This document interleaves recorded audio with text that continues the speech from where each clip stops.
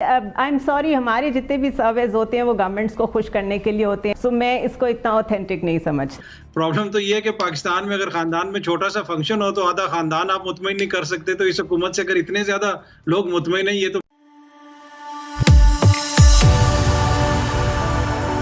जय हिंद दोस्तों, मोदी देश में आपका स्वागत है। दोस्तों, आज पाक मीडिया गैलप सर्वे के बारे में बात कर रहा है, जिसमें ये कहा गया है कि ज़्यादातर पाकिस्तानी इमरान सरकार से बहुत ही ज़्यादा खुश है। उसके बाद पाक मीडिया भी हैरान हो गया कि ये कैसे हो गया, और पाक मीडिया भी इस सर्वे पर विश्वास करने पर तैयार नहीं है। पाक मीडिया कह रहा है कि वो पब्लिक से बात करते हैं और पब्लिक इमरान सरकार से खुश नहीं है। तो गैलप ने कहाँ से ऐसे लोग ढूंढ लिए जिसके लिए उन्होंने सर्वे बनाया, और इस सर्वे में कहा गया कि ज़्यादातर पाकिस्तानी इमरान खान से खुश है। क्यों पता है कि पाकिस्तान में महंगाई कितनी ज़्यादा बढ़ गई है और पाकिस्तान की इकोनॉमी कैसी है। तो पाक मीडिया इस पे बात कर रहा है। दोस्तों, ये वीडियो बहुत ही मज़ेदार है, तो इसे आप पूरा ज़रूर देखिएगा। तो चलिए और इंतजार ना करके वीडियो देखते हैं। तहरीक इंसाफ हुकूमत की 3 साल की कारकर्दगी पर गैलप पाकिस्तान ने सर्वे किया है, जिसके नताइज के मुताबिक 48% आवाम हुकूमती कारकर्दगी से खुश हैं, जबकि 45% नाराज हैं। करप्शन के खात्मे के लिए 48% पाकिस्तानियों ने हुकूमत को कामयाब, जबकि 40% ने नाकाम करार दिया है।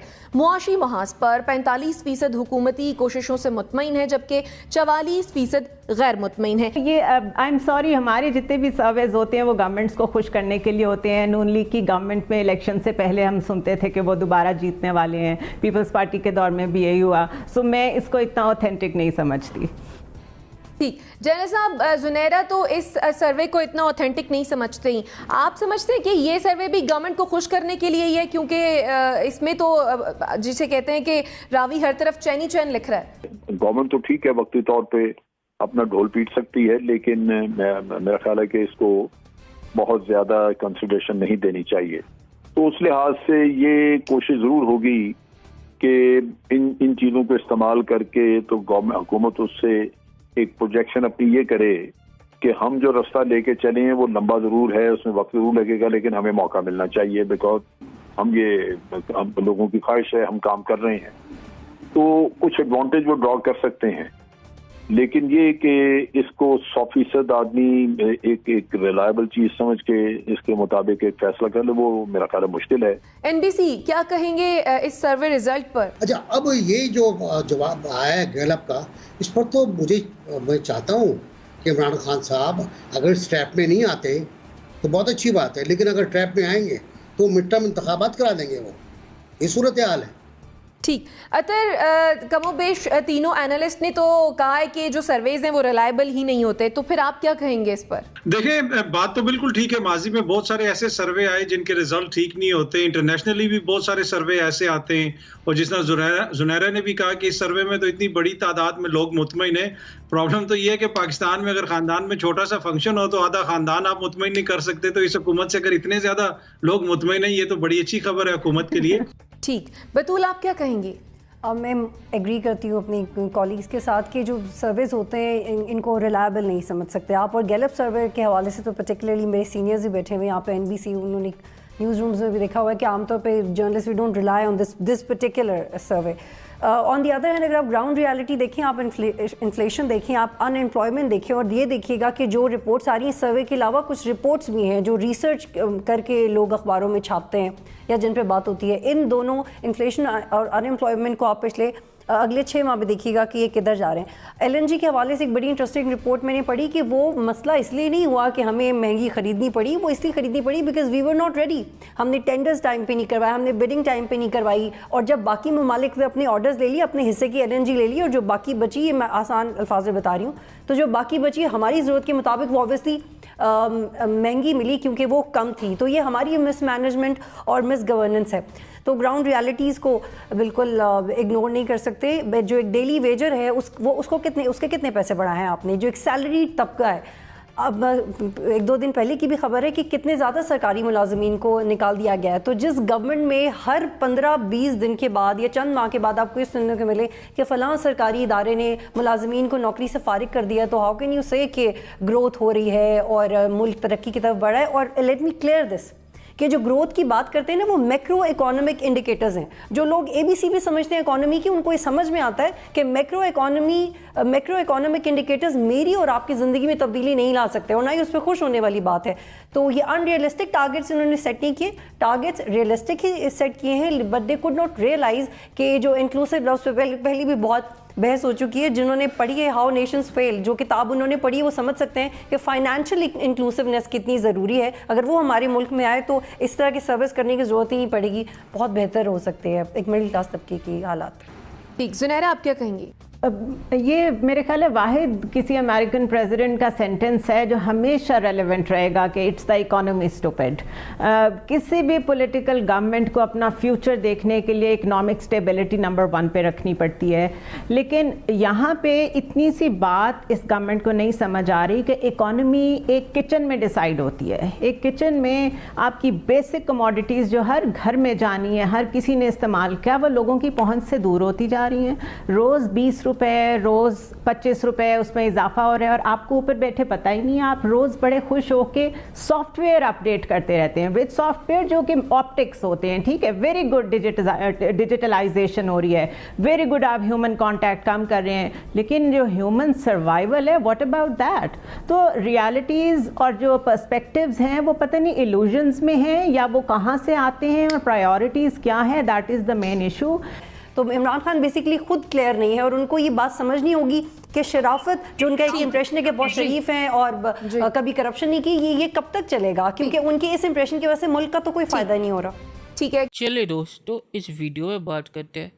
तो ये नया जो सर्वे आया है बहुत ही अजीब गरीब है, क्योंकि इस सर्वे में ये नहीं कहा गया कि इन्होंने कितने लोगों को लिया है और कहाँ से लिया है और इनमें से कौन से PTI के समर्थक है और कौन से नहीं है। और ये अजीबोगरीब सर्वे है।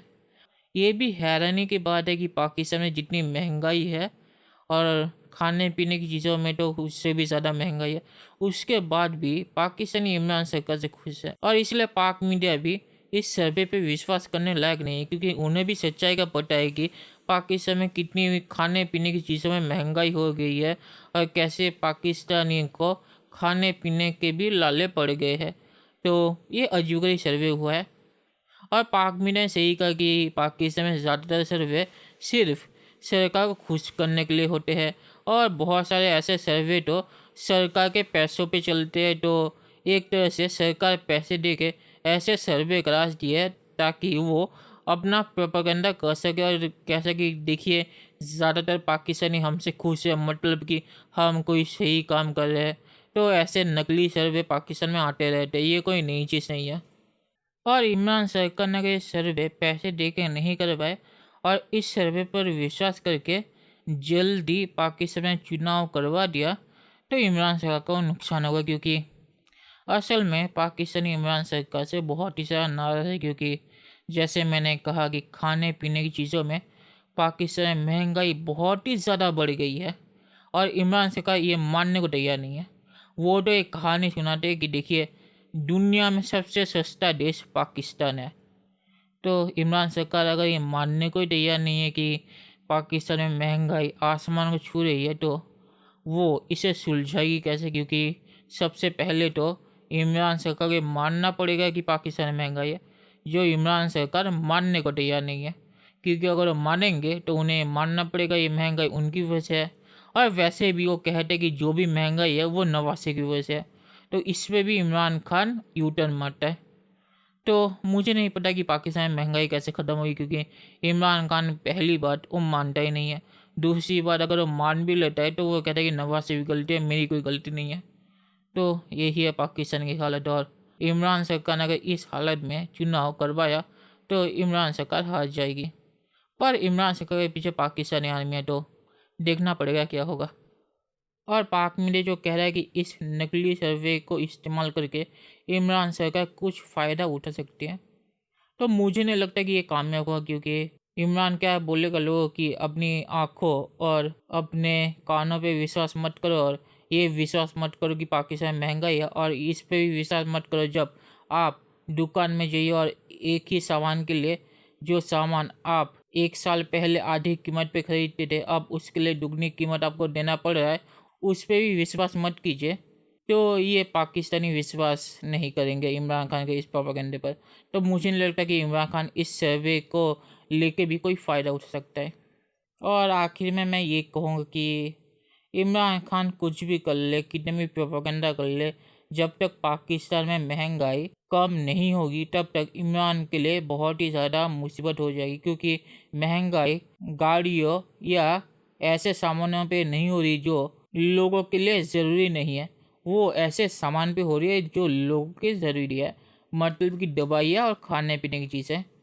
और दवाइयाँ और खाने पीने की चीज़ों के बिना पाकिस्तानी आम लोग जिंदा नहीं रह सकते।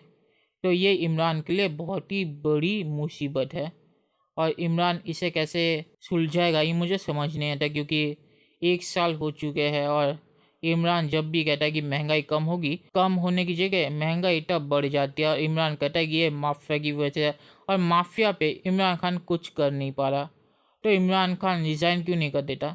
इमरान खान पाकिस्तान का पीएम क्यों बनाए अगर वो माफिया पे भी कंट्रोल नहीं रख पाता?